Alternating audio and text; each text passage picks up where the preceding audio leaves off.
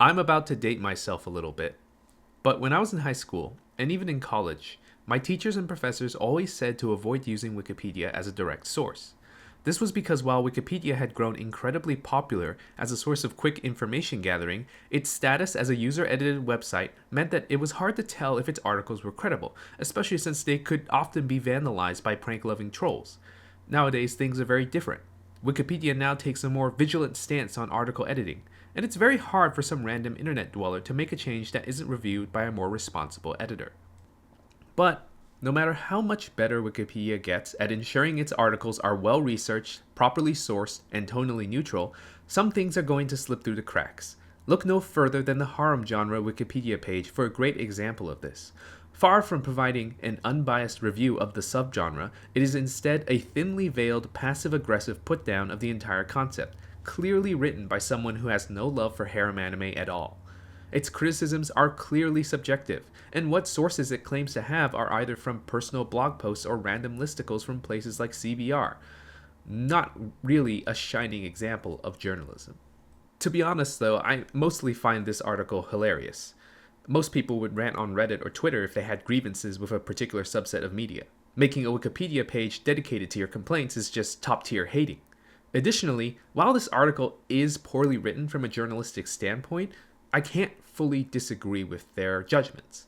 The harem subgenre of anime and manga is a particularly trashy one, and even fans have to admit that. It's a springboard for all kinds of cookie-cutter rom-coms filled to the brim with waifus and fan service, and its blatant wish fulfillment is so unapologetic that it's kind of respectful in a way. So it's not surprising to me that someone could dislike harem anime and manga to the point where they'd go to the trouble of writing something like this. But it did get me thinking. Sure, the harem genre is trashy, but is it truly worthless? Can there be some sort of merit to the subgenre, and can it provide something to a story that other concepts and premises cannot? To go on a tangent for a little bit, I like to think that the concept of the harem probably spun off from the more classic romance trope of the love triangle. One person has to choose between two love interests, and the drama born from that conflict has driven romance stories of all kinds to major success. This is a concept that has been around since love stories have been around, and anyone with a passing interest in any kind of romance story knows the effectiveness of such a trope. Surely at some point someone must have went, well, if boy A having to choose between girl A and girl B creates this much excitement, what if there was also a girl C? And a girl D? Follow that to its logical conclusion, and I feel like the harem subgenre as a whole could have come about from that line of thinking.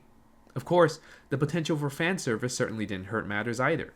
Putting cute or sexy girls on a cover always helps to drive sales, so the more girls you have, the better. Obviously, wish fulfillment also plays a big part in the rise of harem romances. I'm not going to deny that. A bunch of girls, or guys, reverse harems exist too, all aiming for the main character's affection? Even if we understand the pitfalls of such a situation, deep in our hearts, there's definitely a part of us that wants that for ourselves. Add this to the rising popularity of dating sim games in the 80s and 90s, and the harem genre's rise seems like an inevitability. While there are a number of manga and anime that could be hailed as the first ever harem manga, Tenchi Muyo was probably the first series to fully embody the modern harem concept. It featured a milquetoast protagonist in Tenchi Masaki, who spends his days constantly beset by a gaggle of beautiful alien beauties lusting fiercely for his love. Staples like Love Hyena, Ayori Aoshi, and Ichigo 100% came afterwards and brought the harem concept to extreme relevance. Now, harems are an indelible part of anime and manga history, for better and for worse. I wouldn't say the harem concept is ubiquitous nowadays, but a lot of modern rom-coms do feature a harem in some form. Obviously, there are plenty of counterexamples, with one of the most recent ones being Weekly Shonen Jump's Blue Box. But for every blue box, there's a Goddesses of the Cafe Terrace, a Tying the Knot with an Amigami Sister, and a 2.5-dimensional seduction. Harems have even wormed their way into other genres, with isekai being a very common example. After all, isekai is another form of wish fulfillment, and who doesn't want a group of beautiful women swimming over them during their power fantasy? Now, along with this popularity comes a lot of criticism. It's to be expected, especially when the genre is so full of stories that do nothing but pander to its audiences with pretty girls and flashy fan service. But having said that, Is wish fulfillment really all there is to a harem romance? Is there really nothing else it brings to the table? To me, it all comes down to whether or not a story can utilize the concept to tell a story that a normal romance couldn't do. There are certainly plenty of cookie cutter harem stories out there, but there are also a few that break the mold in their own ways. A good example of this is the quintessential quintuplets, which is probably one of the more popular harem romances that has come out in the last few years. The core conflict of the series revolves around the promise that main character Futaro Uesugi made with someone in his childhood. As it turns out, that person is one of the quintuplets he is tutoring, but he has no clue who it is. As he struggles to figure out who was the girl he met all those years ago, each of the girls slowly warms up to him and tries to win his heart regardless of the promise.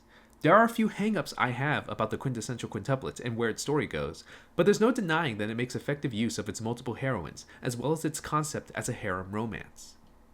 A second, more meta example is the 100 Girlfriends Who Really Love You, a personal favorite of mine.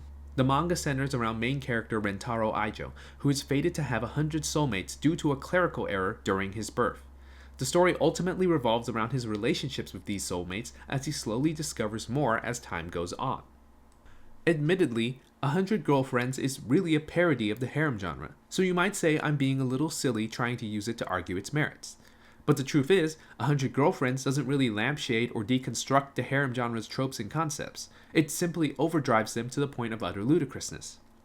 100 Girlfriends is fun because it's a harem, not in spite of it, and it really does use those tropes to the best of its abilities. One thing a harem romance can provide is variety. Instead of banking it all on one heroine type, why not include a bunch of different archetypes and personalities to draw in all types of fans? 100 Girlfriends does its best to make each girlfriend unique and full of character, and not only does it do a lot to inform Rentaro's relationship with each of the girls, but also the girls' relationships with each other. With so many different dynamics at play, it's hard to argue that 100 Girlfriends could have been better without being a harem. Now, that's just a few examples out of the innumerable amount of harem manga and anime out there. I think it's easy for people to argue that a couple of good apples does not mean the bunch is not spoiled. But I'd argue that it also doesn't mean the entire concept should be discarded. At the same time, I wouldn't really mind if the genre took a dive in terms of popularity. As I just said, harem stories are a dime a dozen, and hardly any of them are all that interesting. It's a trashy genre, and I doubt that perception is going to change anytime soon.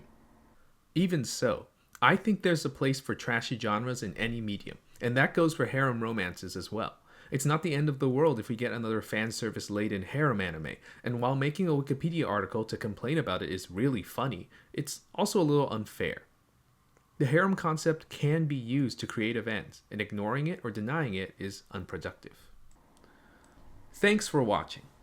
A little note, when I went to grab some screenshots of the Wikipedia article in question, I did notice an editorial note stating that the article was up for review due to its lack of neutrality and poor sources.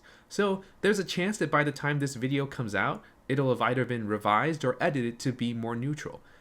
While it's good that Wikipedia is, stepping in and making sure that these articles are properly reviewed, it's kind of a shame. Because that means this video will probably be the only evidence that this incredibly passive-regressive article ever existed. In any case, subscribe if you want to catch some more of my videos, and I'll see you next time.